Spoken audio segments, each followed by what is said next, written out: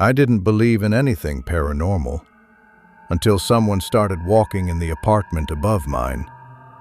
The problem? No one lived there. I moved into a cheap apartment in Ohio in 2021. Old building, thin walls, nothing unusual.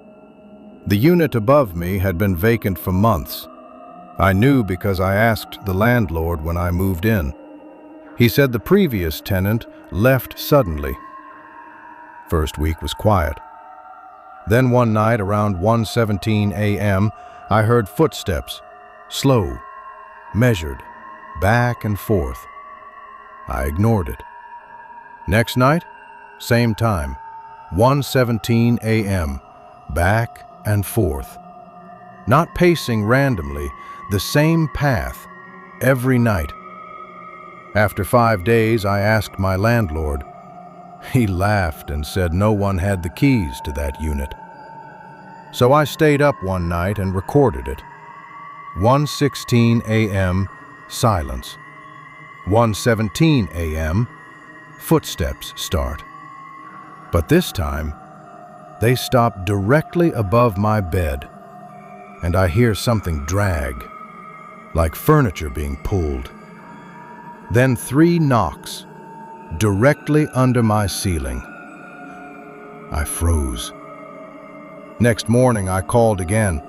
Landlord sounded irritated. He said he'd check.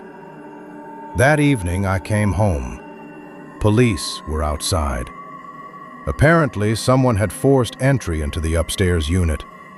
There was nothing inside.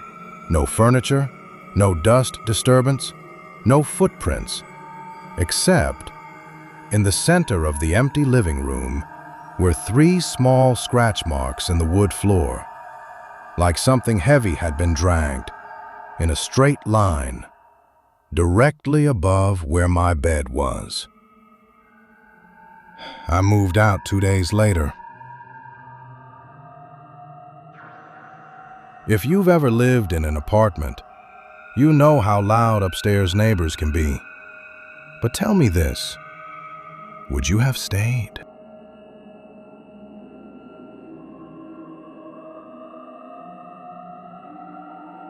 This happened to my cousin in Texas. She ordered an Uber at 12:42 a.m. after a friend's house. Driver had 5 stars, over 2,000 rides, everything normal. But 5 minutes into the ride, she noticed something strange. The route on her phone didn't match the one the driver was taking. She asked him casually. He said there was construction. There wasn't. She checked. Then she noticed something worse. The child lock was on. She didn't panic. She texted her friend her live location, and then she asked the driver to stop because she felt sick. He didn't. That's when she said loudly, "Dad, I'm almost home. I see your truck." There was no truck. But suddenly the driver pulled over, said he must have missed a turn, dropped her off on a random residential street. She ran to the nearest house and knocked. Police later confirmed that driver had been reported twice before, but no charges were filed. He still drives. Interaction trigger.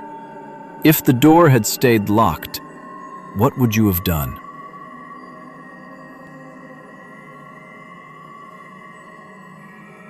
A couple in North Carolina bought a baby monitor with 2-way audio.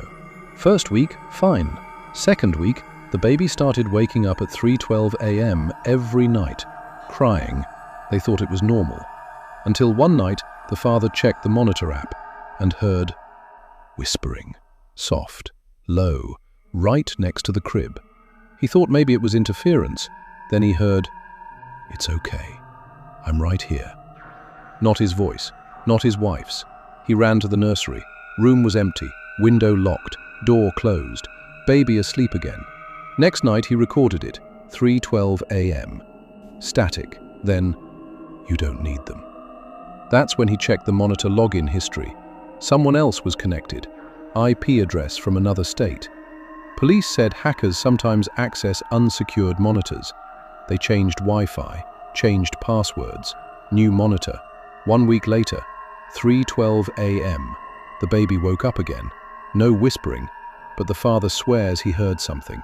From inside the hallway, not the speaker, from the house. They moved 2 days later. If you heard a stranger's voice talking to your child, would you ever sleep normally again?